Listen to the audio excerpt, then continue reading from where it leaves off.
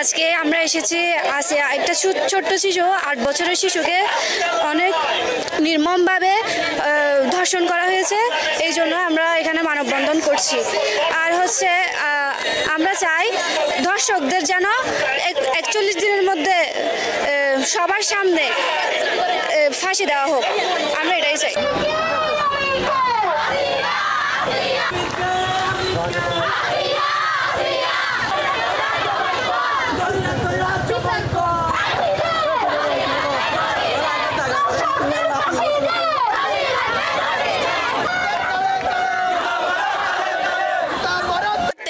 পশুর হাত থেকে বাংলাদেশকে রক্ষা করতে চাই এবং প্রশাসনের কাছে বিচার চাই যে যাতে তাদের ফাঁসি হয় এবং সুষ্ঠু বিচার করে তারা যাতে চুপ না থাকে, সেই কারণে আমরা মাঠে নেমেছি। যদি প্রশাসন চায় তাহলে অবশ্যই সম্ভব, কিন্তু তারা প্রতিনিয়ত হচ্ছে বিভিন্ন বিষয় এরকম বিভিন্ন অন্যায় বিষয় হচ্ছে তারা ধামাচাপা দিয়ে যাচ্ছে। কিন্তু আমরা চাচ্ছি এটা এবারে যাতে আমাদের দাবিটা যাতে ওরা কার্যকর করে, যদি না করে তাহলে আমরা এই মাঠ ছাড়বো না। বিচারের বাণী নিভৃতে কাঁদছে, ধর্ষিতার আর্তচিৎকার বাতাস ভারী করছে। আজ আমরা এখানে এসেছি ধর্ষকের বিচারের দাবিতে। এটা খুবই দুঃখ ভরাক্রান্ত মনে আমাদের বলতে হচ্ছে, কারণ এই বাংলাদেশে ধর্ষণের বিচার হয়েছে বলে আমরা খুব কমই দেখতে পেরেছি। 2016 সালে তনু নামের যে মেয়েটাকে ধর্ষণের পর নির্মমভাবে হত্যা করা হয়েছিল, তার বিচার কি আমরা আদৌ পেয়েছি?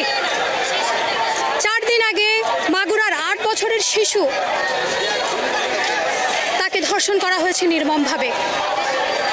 সে এখনই মৃত্যুর সাথে পাঞ্জা লড়ছে, অথচ তার যে ধর্ষক তাকে কি এখনো গ্রেপ্তার করা হয়েছে? কেন আমরা নিরাপত্তাহীনতায়? আজ আমরা নিজেদের নিরাপত্তার জন্য ধর্ষকের বিচারের দাবিতে এখানে আমাদের কেন দাঁড়াতে হবে? কেন বিচারের বাণী নিভৃতে কাঁদবে? আপনারা উইমেন্স ডে পালন করছেন, গতকাল ছিল ইন্টারন্যাশনাল উইমেন্স ডে।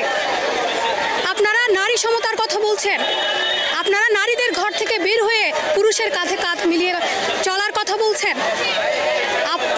আপনারা আগে আমাদের নিরাপত্তা নিশ্চিত করেন। কোথায় আমাদের নিরাপত্তা? আমরা কি আদৌ নিরাপদ? আমাদের শিশুরা কি নিরাপদ? আমাদের ঘর কি আমাদের জন্য নিরাপদ? আমি বিশ্বাসী আমাদের বাংলাদেশে এই ধর্ষকের ফাঁসির যে কার্যকরের যে বিষয়টা, এটা অবশ্যই নিশ্চিত হবে। যে আমরা সবাই নিজ নিজ অবস্থান থেকে আমরা প্রতিবাদ জানিয়েছিলাম, এখনো তাই হবে। আমরা পথ ছাড়বো না। আমরা আমাদের এই যে একটা অন্যায়ের যে প্রতিবাদ আমরা করছি, এর সুফল আমরা নিয়েই ছাড়বো ইনশাআল্লাহ। আমরা শুধু আসিয়ার জন্য না, নারী জাতি যাদেরকে দর্শন করছে আমরা সবার বিরুদ্ধে প্রতিবাদের জন্য আমরা মাঠে নেমেছি। আমরা শুধু একজন নয়, একজনকে দর্শন করার পর সাহস বেড়ে যাওয়াতে আরো বাকিরা দর্শন করার সুযোগ পাচ্ছে, সাহস বেড়ে যাচ্ছে।